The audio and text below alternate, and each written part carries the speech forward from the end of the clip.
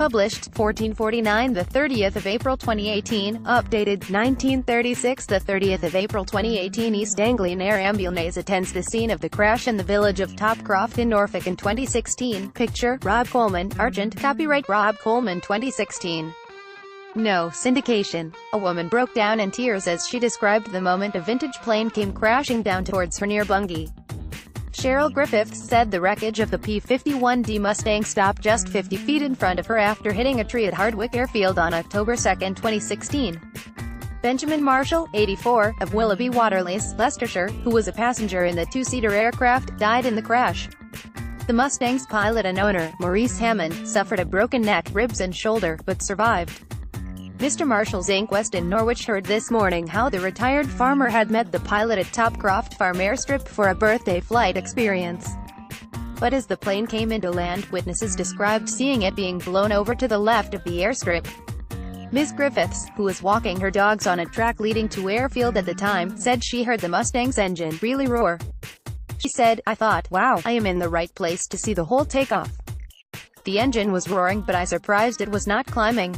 It started to turn so it was coming straight towards me and I was still thinking, this is fantastic, and it's going to come straight over my head." She said the Mustang was flying directly at her and was around 10 to 15 feet off the ground. Just as it got to the tree, the left wing dipped really violently. Miss Griffith said, "If you were to look at a clock face I would say the wings were pointing at 10 to 4 p.m. or 5 to 5 p.m. She said after the plane hit a tree in front of her there was a huge fireball. Because the left wing had hit the heaviest part of the tree, it spun the plane and it carried on bouncing in my direction."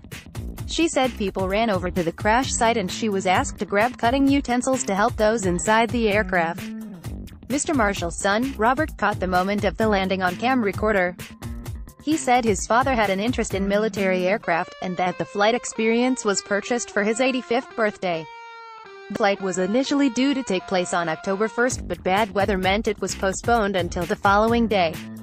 Pilot Mr. Hammond said he had no memory of what happened on the day.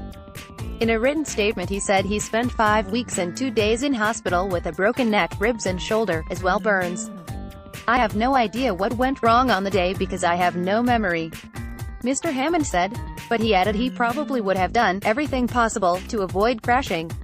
The inquest heard how Mr. Hammond restored the Mustang after purchasing it in 1997. He flew it for the first time in July 2001. In a written statement, read out during the inquest, he said he obtained his private pilot's license in 1989 and has flown around 2,000 hours since then. He said he had spent between 800 to 1,000 hours in the Mustang, adding he was, probably, the second highest houred Mustang pilot in the country. The inquest heard how Mr. Hammond, who owns 4 other aircraft, would take people for flights out. Mr. Hammond's daughter, Leah Young, said she had been in a half-track military vehicle when the plane came into land. In a written statement, she said, "I knew something was not right. It looked as though the Mustang was going around for another landing." She said her dad was meticulous with his checks on the aircraft. The inquest continues this afternoon.